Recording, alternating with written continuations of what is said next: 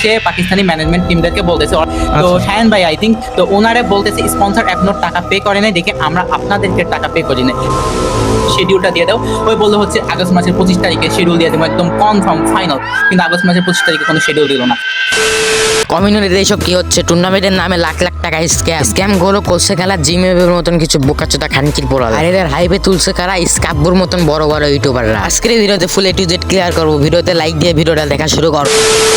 Hey guys, this is I am Dalostan and welcome back. I hope তোমরা সকলে ভালো আছো and আমি আলহামদুলিল্লাহ। আজকে আমরা কোন স্ক্যামের বিষয়ে কথা বলতে চলেছি তোমরা হয়তো এতক্ষণ ভিডিও দেখে বুঝে গেছো। স্ক্যাম জিসান ভাই ওয়াইটি এর স্পন্সর করা টুর্নামেন্টের স্ক্যামের বিষয়ে কথা বলতে চলেছি। এখানে জিসান ভাই ওয়াইটি জিম হেবকে অল পেমেন্ট ক্লিয়ার করে দেয়। প্রথম দিকে ঠিকঠাকই ম্যাচ চলছিল ভাই, ঈদের জন্য ম্যাচগুলো পোস্টপোন্ড হয়ে যায়। তারপর থেকে জিম হেব ফাইনাল করাবে বলে এখন পর্যন্ত করাই না। যখন এই কথাটা জিম হেবকে জিজ্ঞাসা করা হয়, যখন জিম হেব বলে যে গ্রিনার থেকে ড্রোন কাস্টম এখনো ওরা পাই না, তখন জিসান ওয়াইটি বলে যে ড্রোন কাস্টম পায় না, এমবাই নর্মাল কাস্টমে টুর্নামেন্টটা শেষ করে দাও। তখন জিম হেব টুর্নামেন্টও শেষ করে না, টাকা ব্যাক দেওয়ার কথা বললে টাকাও ব্যাক দেয় না। সেই সময় যে স্বীকার করে যে তার কাছে সম্পূর্ণ টাকা আছে। মাদার চোদার বাচ্চা এখন এসে ওর ভিডিওতে ক্লিয়ার করে যে ও নাকি স্পন্সর মানে জিসান ওয়াইটির থেকে এখনো 92,000 টাকা পাবে। কিন্তু জিসান ভাই ওয়াইটির কাছে সকল প্রুফ আছে যে ব্যাংক, নগদ, বিকাশের মাধ্যমে সকল পেমেন্ট ওকে করে দেওয়া হয়েছে। এমনকি এটাই না, এর আগেও একটা টুর্নামেন্টে গ্যালজাম করছে জিম এফএফ। মানে এই খেলোয়াড় নতুন খেলোয়াড় না, পুরান খেলোয়াড়। হয়েছে না হয়েছে জিসান ভাই ওয়াইটির মুখ থেকেই শুনো।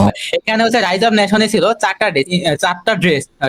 চারটা কান্ট্রি, ইন্ডিয়া, পাকিস্তান, নেপাল আর বাংলাদেশ। তো জিএমএফএফ কি করছে এই জুলাই মাসে পাকিস্তানি ম্যানেজমেন্ট টিমদেরকে তো শায়ান ভাই আই থিঙ্ক তো ওনারে বলতেছে স্পন্সর এখনো টাকা পে করে নাই দেখে আমরা আপনাদেরকে টাকা পে করি নাই। তো পাকিস্তানি ম্যানেজমেন্ট টিম আমাদের নিয়ে কি একটা ভাবতেছে। তাছাড়া এই যে লিগ স্টেজে পরে পাকিস্তানে কোনো টিমই খেলতে আসলো না এই টাকা পে করে নাই দেখে, তাহলে বাংলাদেশের রেপুটেশনটা গেল কোথায়? হ্যাঁ, এই কথাটা 100% রাইট। যেহেতু এই ট্যুরটা বাংলাদেশ থেকে আয়োজন করা হয়েছে, তাহলে এইসব কাহিনী হলে অবশ্যই এখানে বাংলাদেশের নাম বদনাম হবে। এই না, জিম এফএফ স্বীকার করছে যে ওর কাছে সম্পূর্ণ টাকা আছে, মানে ওর কাছে সম্পূর্ণ টাকা পেমেন্ট হয়ে গেছে। কি প্রুফ লাগবে? ওয়েট, দিচ্ছি প্রুফ। বললাম যে আপনি যে হিসাব নিকাশের কথা বলছেন, তো হিসাব নিকাশটা এখনই করা যায়। আর যে টাকাটা আপনি নিজের কাছে রাখার কথা বলছেন, আমি মানলাম যে কোনো টুর্নামেন্ট ম্যানেজমেন্ট প্রাইজ মানি ছাড়া স্টার্ট করে না, কিন্তু এটা বাকি 10টা ট্যুরের মতন হয় নাই। বাকি 10টা ট্যুর স্বাভাবিকভাবে শেষ হয়েছে, কিন্তু এই ট্যুরটা স্বাভাবিকভাবে শেষ হয় নাই। কেন আমরা আপনাদের এতভাবে প্রেশারটা দিচ্ছি? অবশ্যই এর পিছনে কারণ রয়েছে।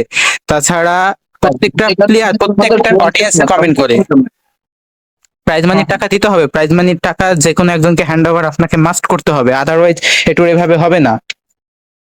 করে দিব, সেটা তো বলছি আমি যে আপনাদেরও যেরকম মিডিলম্যান সমস্যা নেই, আমারও মিডিলম্যান সমস্যা নেই, যেমন কাউকে আমি প্রাইজ মানি হ্যান্ড ওভার করি। হ্যাঁ, সেখানে তো জিম এফএফ বললো যে সব টাকা ব্যাক দিয়ে দিবে, তো এত ভংচং কাহিনী কি? সেটা ব্যাক দেওয়ার কথা বলে আর কোনো খোঁজ খবরই নাই জিম এফএফ। জিসান ওয়াইটি ওকে হাজারো মেসেজ কল দেওয়ার পরেও কোনো রিপ্লাই না আসার জন্য রোস্টারদের কাছে আসে। এসটিসি এম্পায়ার ফার্স্ট ভিডিও ওকে নিয়ে দেয়, আবার বোকাচোদা মাদার বোর্ড রিপ্লাই দেয়, আমি আর কমিউনিটিতে থাকবো না, এইটা আমার লাস্ট টুর্নামেন্ট। তোদের মতন এই বালসা গলি নোংরা মরাল কমিউনিটিতে থাকার কোনো প্রয়োজনও নাই। চল ফোট মাদার চোদ, মাদার চোদ, বোকাচোদা খানকির ছেলে, গুদমারানি পোদমারানি রেন্ডির ছেলে, বিচির বাল গুদের এই জিমেভাবে আমার তরফ থেকে একটা তোর জন্য সাজেশন রইলো। এখন এটা যদি তুই ভালোভাবে নিস তাহলে সাজেশন, আর যদি খারাপ ভাবে নিস তাহলে সাজেশনটা হইলো যে তুই সবার টাকা ব্যাক দিয়ে সবার কাছে ক্ষমা চেয়ে নে, তাহলে এই কমিউনিটিতে থাকতে পারবি না। তোদের মতন এই বোকাচোদা স্ক্যামারদের আর কমিউনিটি রাখার চান্সেস দেবো না। সো ভালো হয়ে যা জিমেফে।